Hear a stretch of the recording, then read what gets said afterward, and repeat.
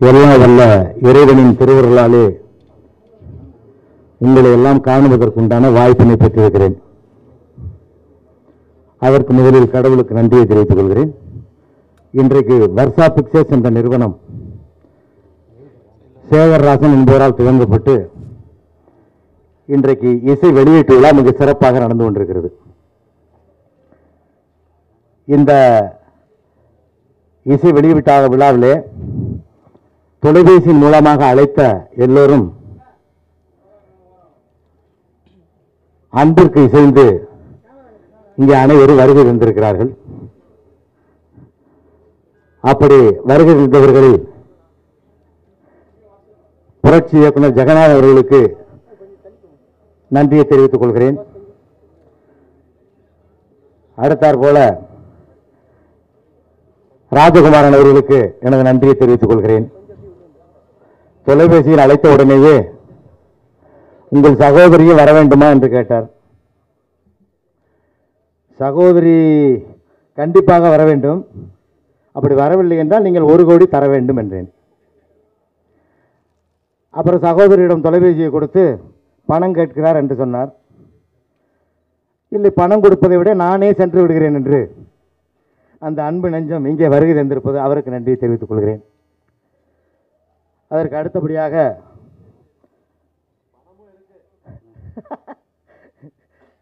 இயக்குனர் சசி அவர்கள் தமிழக மக்களின் நெஞ்சத்திலே நீங்காத இடத்தை பெறுகின்ற வகையிலே சிறந்த திரைப்படங்களை தயாரித்து வெளியிட்ட சசி அவர்களே, உங்களை வருக வருக என்று அழைக்கின்றேன். மற்றும் இங்கே வருகை தந்திருக்கிற நடிகர்களை பற்றி தயாரிப்பாளர்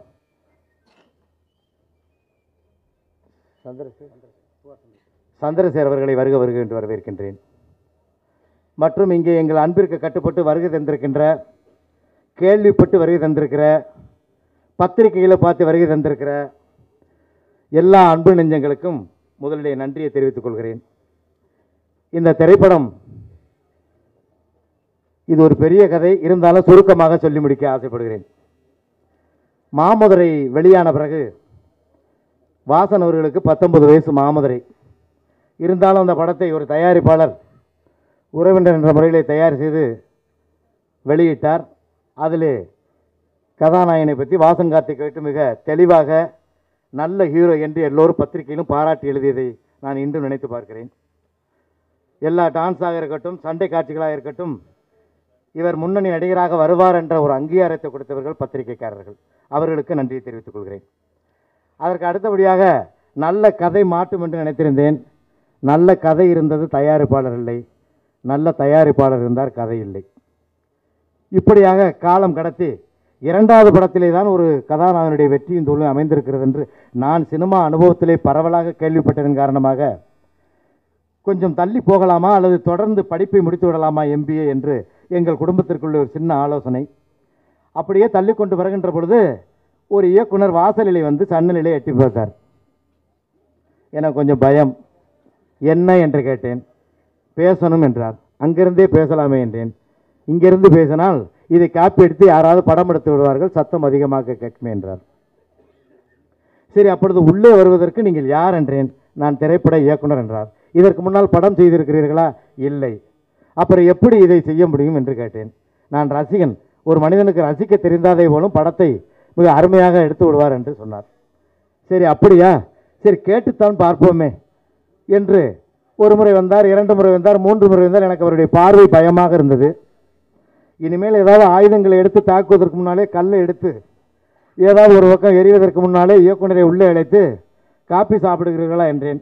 காப்பியை மட்டும் கொடுத்தால் போதாது, காப்பியை சாப்பிட்டு முடித்தவுடன் கடன் கழிந்து விட்டதாக நினைக்கக்கூடாது, என் கதையை கேட்க வேண்டும் என்று சொன்னார். சரி என்று உட்கார்ந்து கதையை கேட்டேன். அவர் எந்த ஊர் என்று கேட்டேன். முதுகுளத்தூர் என்றார். கொஞ்சம் பயமாகவே இருந்தது. முதுகுளத்தூர் என்கிறீர்களே, உங்கள் கதை அம்சம் என்ன என்று கேட்ட பொழுது கொஞ்சம் வீரமாகவும் விவேகமாகவும் இருந்தாலும் கொஞ்சம் பக்குவமாகவும் பாசமாகவும் அந்த மண்ணிற்கே உண்டான வாசனையோடு அந்த கதையை நான் எங்கே வேண்டாம் என்று சொல்லிவிடுவோனோ என்ற கபடமான பார்வையும் சேர்த்து ஒரு மாதிரியாக என்னை பார்த்து தண்ணி வேண்டும் என்று கேட்டார். கதை எனக்கு பிடித்திருந்தது. கொஞ்சம் கூட அப்படி எப்படி என்று நான் சரி செய்து கொள்கிறேன் என்று சொல்லிவிட்டார். இப்பொழுதுதானே தொடங்கி இருக்கிறேன், போக போகத்தானே என்னை தெரியும் என்று சொல்லிவிட்டார். சரி என்று, இதெல்லாம் சரிதான், கதை சொல்கிறீர்களே, இதை தயாரிப்பதற்கு தயாரிப்பாளர் இருக்கிறாரா என்று கேட்டேன். அதுவும் கைவசம் இருக்கிறது என்று சொன்னார். ஆகா, முதலில் ஒரு தயாரிப்பாளர் இருக்கிறார் என்று சொல்லி வந்த இயக்குனர் இவர்தான் என்று அந்த கதையை கேட்டு தயாரிப்பாளரை அறிமுகப்படுத்த சொன்னேன். ஒரு நாள் கூட்டி வந்து அறிமுகப்படுத்தினார். தயாரிப்பாளர் வணக்கம் சொன்னார். இந்த கதையை கேட்டீர்களா? நான் படம் செய்ய வேண்டும் என்று பல நாட்களாக ஆசைப்படுகிறேன். ஆனால் கதையை கேட்டு பழக்கமில்லை. நான் ஒரு தொழிலதிபர். அதனாலே சினிமாக்காரர்கள் அனுபவசாலி என்ற முறையிலே நீங்கள் இந்த கதையை கேட்டு அதோடு கதை பிடித்திருந்தால் உங்கள் மகனை ஹீரோவாக நடிப்பதற்கு அனுமதி அளித்தால் நான் உடனே படத்தை தொடங்குவதற்கு தயாராக இருக்கிறேன் என்றார். தொடங்கினால் பட்டு போதாது முடிப்பீர்களா என்று கேட்டேன். முடிப்பது மட்டுமல்ல, நான் ரிலீஸ் திரையிடுவேன் என்றும் உறுதியளித்தார். அதை போலவே இன்று வரை அவர் சொன்ன வார்த்தையை கொஞ்சம் கூட தவறாமல் அந்த இயக்குனர் அவர்களுக்கு வேண்டிய பொருட்களை எவ்வளவு செலவானாலும் எங்கு வாங்கினாரோ ஏது வாங்கினாரோ நமக்கே தெரியாது. ஆனால் ஒரு இயக்குனர் எதையெல்லாம் கேட்கிறாரோ அதை இல்லை என்று சொல்லாமல், நான் எப்படி வேணாலும் பணம் தருவேன், எப்படியோ தருகிறேன், நான் வட்டிக்கு வாங்கணும் வாசி வாங்கணும் அதெல்லாம் தெரியாது, எனக்கு படம் சிறப்பாக அமைய வேண்டும் என்று சொல்லி என்னென்ன இன்ஸ்ட்ருமெண்ட் கேட்டாரோ, எப்படி கேமரா கேட்டாரோ, எப்படி லைட்டு கேட்டாரோ இதையெல்லாம் கொடுத்து இயக்குனரை புதிய இயக்குனர் என்று கூட பார்க்காமல் மிக அருமையாக உதவிகளை செய்து அல்லும் பகலும் பாடுபட்டார். அதற்கு அடுத்தபடியாக கேமராமேன் யாரு என்று கேட்டேன். அவரும் புதிது என்றார். எல்லோருமே புதிதாக இருந்தால் எப்படி விற்பது என்று கேட்டேன். இல்லை, படத்தை நன்றாக பிடித்து விட்டால் நான் பார்த்து கொள்கிறேன் என்றார் தயாரிப்பாளர். அதற்காக காசியாவள்ளி என்று சொல்கிற காசி வி நாதன் என்ற பெயரிலே, ஏன் பெயரை மாற்றினார் என்று தெரியவில்லை, நியூமராலஜி பார்த்திருப்பார் என்று நினைக்கிறேன். கொஞ்சம் கோபக்காரர், இருந்தாலும் தொழிலே கட்டிக்காரர். கோபம் இருக்கிற இடத்திலே குணம் இருக்கும் என்பார்கள். அவர் கோபப்பட்டாலும் கூட அவருடைய விஸ்வல், அவர் படம் பிடித்திருக்கிற விதம் மிக சிறப்பாக இருந்தது. ஆகையால் அவரை மறப்போம், மன்னிப்போம். ராஜி கோச்சுக்காதீங்க. ஏன் என்றேன். அவர்தான் இதற்கு உயிர் கொடுக்க முடியும் என்றார். அப்போ உங்கள் கதையிலே உயிர் இல்லையா என்று கேட்டேன். இருக்கிறது, மேலும் மேலும் அந்த உயிருக்கு உயிராக இருக்கக்கூடிய இசைதானே. உடனே இளையராஜா வேண்டும் என்றார். எனக்கு பழக்கமில்லை படம் பண்ணி, ஆகையால் நீங்கள் வர வேண்டும் என்றார். தயாரிப்பாளரும் சரி நீங்கள் வந்தால் நல்லது என்றார். சரி, நமது மகனை ஹீரோகாக வைத்து படம் எடுக்கிறார்களே, இதை கூட செய்யக்கூடாதா என்று நான் போய் காலையில் எழுந்திரிச்சு குளிச்சுட்டு 8 மணிக்கெல்லாம் வந்த அண்ணன், அன்பிற்குரிய அண்ணன் இளையராஜா அவர்களை சந்தித்தேன். வாயா, இப்போ தான் தனம்ங்கிற படம் பார்த்துட்டு வரேன், காமெடி நல்லா பண்ணியிருக்கேன்னு சிரித்த முகத்தோடு கேட்டார். என்ன விஷயம் என்று கேட்டார். அண்ணே, எங்கள் பையனுக்கு ஒரு படம் வந்திருக்கு, இன்றைக்கே அட்வான்ஸ் கொடுக்கணுமா, நீங்கள் மறுத்துட்டீங்கன்னா ப்ரொடியூசருக்கு மனசு மாறிட்டா நாளைக்கு படம் எடுக்க மாட்டார், அதுக்குள்ளே எவனாவது சைக்கிள் எடுத்துகிட்டு வந்து கெடுத்துருவானே, நீங்கள் எப்படியாவது இன்றைக்கே அட்வான்ஸ் வாங்கிக்கங்கண்ணே. என்னையா சொல்கிற, உடனே கதை கேட்காம இருப்பேன், கதையை நாளைக்கு கேளுங்க, அட்வான்ஸ் இன்னைக்கு வாங்க, நல்ல நாளாம்னே. ப்ரொடியூசருக்கு ஜாதகம்லாம் பார்த்துட்டோம், காலண்டர்லாம் பார்த்துட்டோம். அவரும் காலண்டர் எடுத்து பார்த்து அந்த ரமண ரிஷி அவர்களை அங்கே சாமியை கும்பிட்டு உடனடியாக அட்வான்ஸை பெற்றுக்கொண்டார். மறுநாள் கதை சொல்ல போனார். இப்போ என்ன சொன்னாரோ ஏது சொன்னாரோ கதை நல்லா இருக்கேன்னு சொல்லிட்டார். டைரக்டர் கிடந்து உருண்டிருக்கார், கிடந்தவரை நம்ப வைப்பதற்காக. அதே போல் அதுவும் இளையராஜா அவரிடம் கதை சொல்லி தப்புப்பது என்பது சாதாரண விஷயமா? சாதாரணமாக என்ன?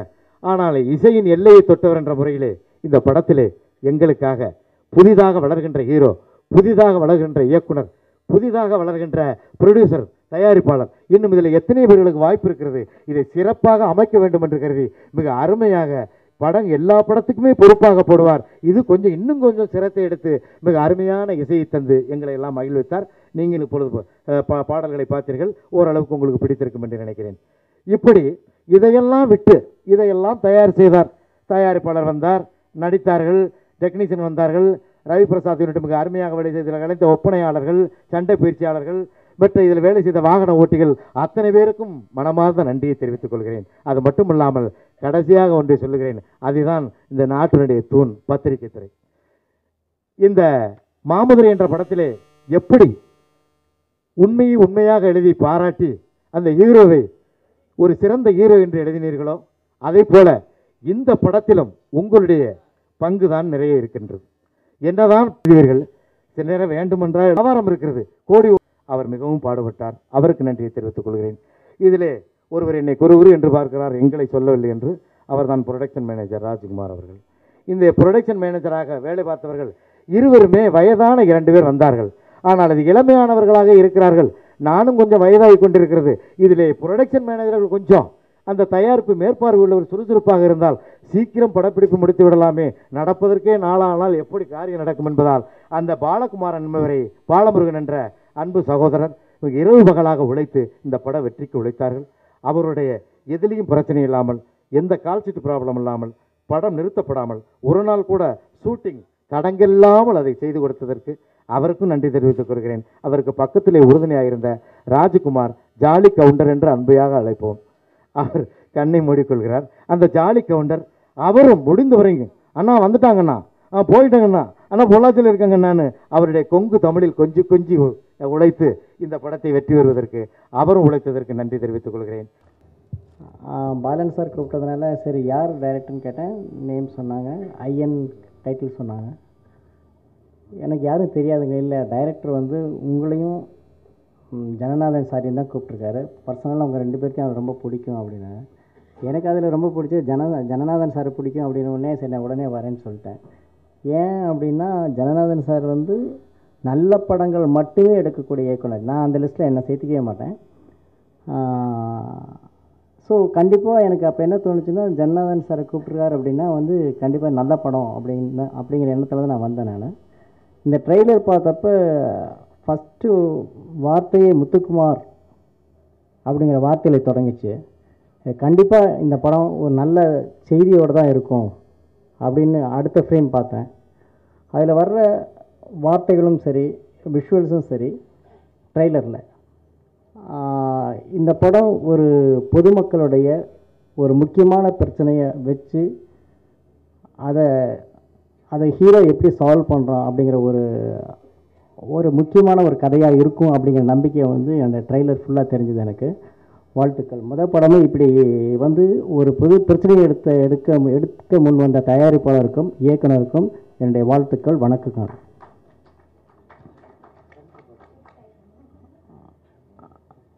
அப்புறம் மியூசிக் பற்றி நான் பேசுவார் அப்படின்னு சொன்னாங்க. எனக்கு வந்து ராஜா சார்.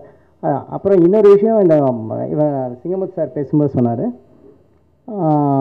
டைரக்டர் வந்து எடுத்தோடனே வந்து இளையராஜா சார் மியூசிக் தான் வேணும் அப்படின்னோடனே எனக்கு இப்பயும் வந்து இளையராஜா சார் மியூசிக் யாராவது கேட்டாங்க அப்படின்னா அவங்க வந்து முக்கியமான ஒரு படம் பண்ணுறாங்க, ரொம்ப சீரியஸான ஒரு படம் பண்ணுறாங்க, இல்லை ரொம்ப எமோஷனலான ஒரு படம் பண்ணுறாங்க அப்படின்னு அர்த்தம். ஸோ அந்த படத்தில் அந்த தன்மை வந்து இந்த பாடல்களும் சரி ட்ரெய்லர்லையும் சரி தெரிஞ்சது.